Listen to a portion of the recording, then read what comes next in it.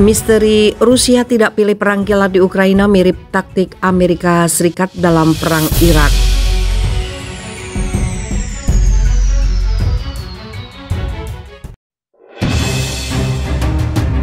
Hurrah!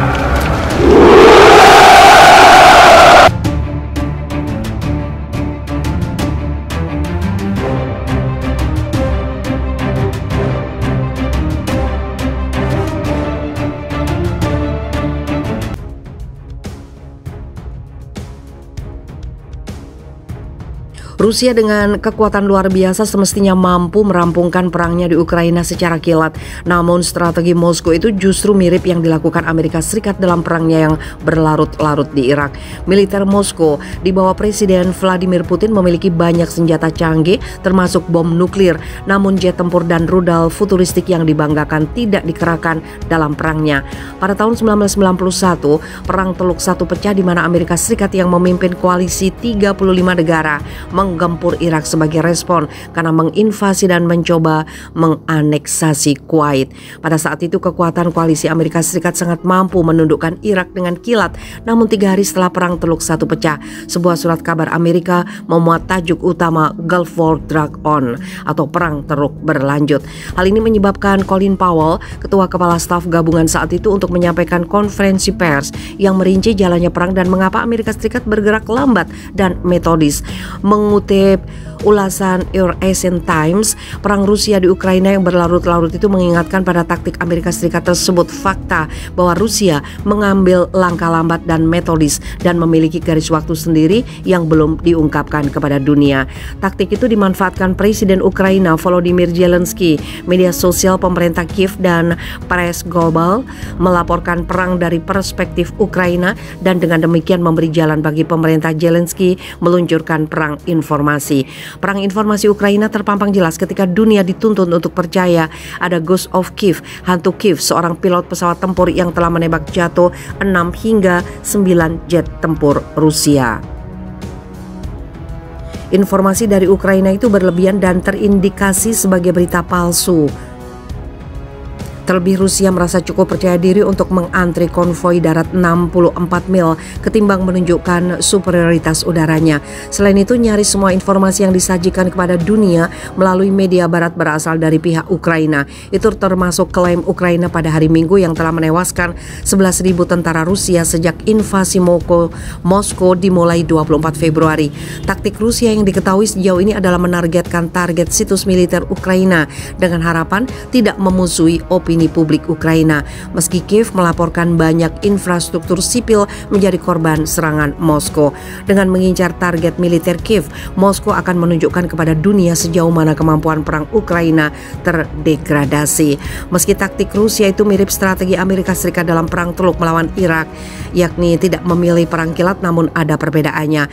Dalam perang Teluk 1 dan 2 melawan Irak, Amerika Serikat menggunakan waktu berminggu-minggu untuk melunakkan militer dan penduduk Irak dengan serangan udara sebelum invasi darat menyusul. Ini beda dengan Rusia yang mengandalkan invasi darat ke Ukraina daripada serangan udara.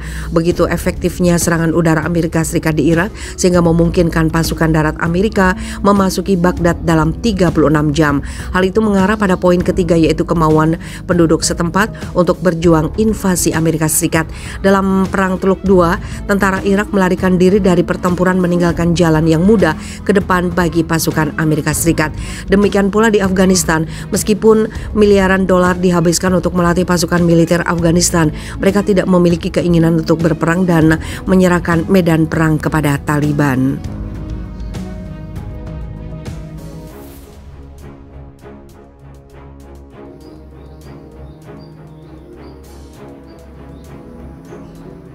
Diancam Putin penjara 15 tahun, media-media barat yang gemar sebar hoax di Rusia kabur. Media barat BBC, CNN, ABC News, CBS News, dan Bloomberg berhenti beroperasi untuk sementara di Rusia usai Presiden Rusia Vladimir Putin memberlakukan undang-undang yang membuat penyebaran disinformasi dengan sengaja dapat dihukum hingga 15 tahun penjara. Dilansir dari RT Sabtu 5 Maret, setelah undang-undang anti berita palsu disetujui, BBC pada hari Jumat. Media CNN mengatakan akan menghentikan siaran di Rusia sementara kami terus mengevaluasi situasi dan langkah kami selanjutnya. Bloomberg, kantor berita yang didirikan dan dimiliki oleh miliarder Amerika Serikat Michelle Bloomberg, juga mengatakan akan menangguhkan sementara pekerjaan jurnalisnya di dalam Rusia dan menuduh Moskow mengkriminalisasi pelaporan independen. Outlet yang berbasis di New York mengklaim bahwa tindakan keras terhadap disinformasi akan membuat mustahil untuk melanjutkan independensi jurnalisme di dalam negeri. Seperti Bloomberg, BBC yang didanai negara Inggris berpendapat bahwa undang-undang tersebut tampaknya mengkriminalisasi proses jurnalisme independen dan mengumumkan bahwa liputan berbahasa Rusia hanya akan berlanjut dari luar Rusia. Juru bicara ABC dan CBS News mengumumkan bahwa jaringan tersebut tidak akan menyiarkan dari Rusia saat mereka menilai situasi dengan ABC News menyebut undang-undang tersebut sebagai hukum sensor. Mereka yang didakwa di bawah undang-undang media baru dapat dipenjara hingga 15 tahun jika mereka terbukti bersalah karena sengaja menyebarkan informasi palsu tentang konflik Rusia dengan Ukraina dengan cara yang secara signifikan merusak keamanan nasional. Siapapun yang dinyatakan bersalah karena pencemaran nama baik tentara Rusia juga dapat menerima denda hingga $13.500 atau 3 tahun penjara. Sementara mereka yang menyerukan sanksi anti Rusia dapat menerima denda hingga $5.000. Ketua Duma Negara Rusia, Yasel Volodin, berpendapat bahwa undang-undang itu diberlakukan untuk melindungi tentara kita dan melindungi kebenaran. Jejaring sosial Amerika yang dikendalikan oleh Washington meluncurkan perang informasi melawan Rusia. Volodin menambahkan hal ini diperlukan untuk membuat keputusan untuk memerangi penyebaran informasi palsu. Moskow mempertahankan serangan militernya di Ukraina adalah operasi khusus yang ditujukan untuk demilitarisasi dan denasifikasi negara itu atas nama melindungi rakyat dari 2 republik Donbas yang baru-baru ini diakui Rusia. Kiev mengatakan serangan itu tidak beralasan dan bersikeras bahwa mereka tidak berusaha untuk merebut kembali Donetsk dan Lugansk dengan paksa.